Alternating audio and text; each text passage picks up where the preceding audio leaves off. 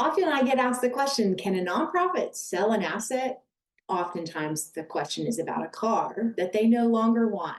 Well, yes, nonprofits can sell assets they no longer need. Being created for a charitable purpose doesn't impact the nonprofit's ability to buy and sell assets. It's actually quite common. So let's unpack those details today. Hi, I'm Teresa Clark, and I'm a seasoned CPA with over 25 years of experience dedicated to serving 501c3 nonprofits. I have experience both internal to the organization as a CFO and as an external auditor of nonprofits. I bring a unique perspective to your financial journey, and so I hope you jump on and explore my website at teresaclark.com.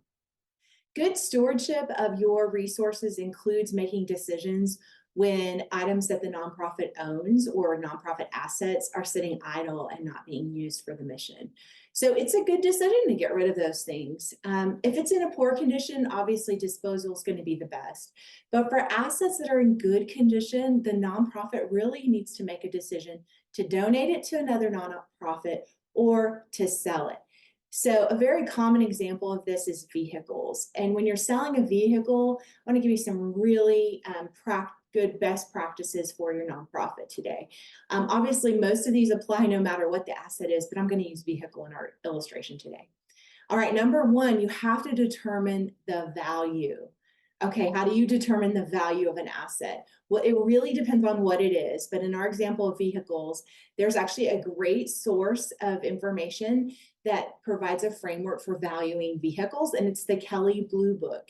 And so you can go there to find a framework for how to value your nonprofit's vehicle that you're considering selling. All right, number two, you want to document the detail of the transactions. So you need a clear and comprehensive documentation that helps to support the legitimacy of this transaction and to ensure that it complied with state and federal laws. This gets tricky if you're selling the vehicle to a related party. And a related party can be a staff member, a volunteer, a family member of one of those. And so in those situations, the documentation gets really more extensive because we need to do these transactions as though we were doing them with a stranger.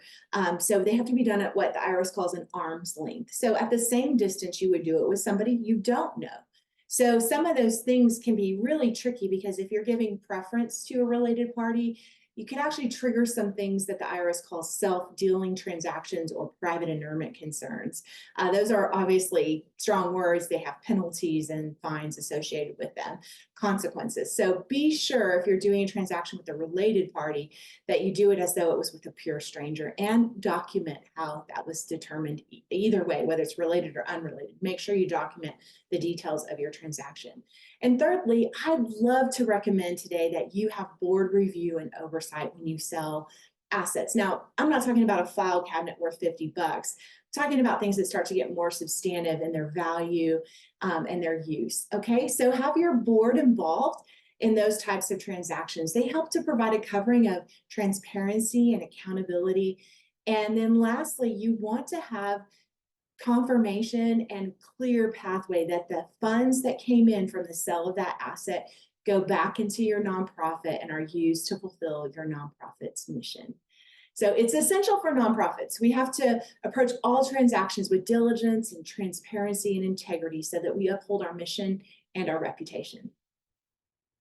I hope you found this information valuable and insightful. If you're hungry for more resources, you can subscribe wherever you're watching this, or you can check out my free resources on my website, teresaclark.com.